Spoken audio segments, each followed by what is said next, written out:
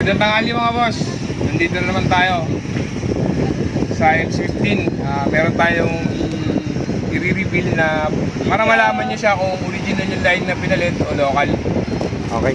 Ito yung nakakabit sa isang customer natin. Bago yung lining niya, almost 1 month lang. Pero pag binar mo, alas walang damba. Oo. Matamlay. Oo. Ito yung original niya. Yan, Honda yan. Honda, baka naman. Uy, tinanggal mo na talaga.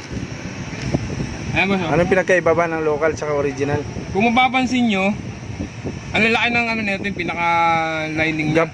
Yung lalaki ng gap sa original, Clearance. masinsin, oh. Tapos marami siyang ano, Maraming lining, no? Oo. Sa Ito. kanya marami rin, kaso masyadong masinsin, masyadong malalaki yung gap. Compare mo rin sa original. Ito yung gap niya, malayo kaysa Oo, dito. kaysa madikit. dito. Tapos mas maraming lining. Pero yung kapal niya, mas makapal yata yung local. Oo, mas makapal yung load. O pares, hindi, makapal talaga yung lining nito. Ito manipis lang. No? Ano? Alright, diyan pa lang malalaman na, no?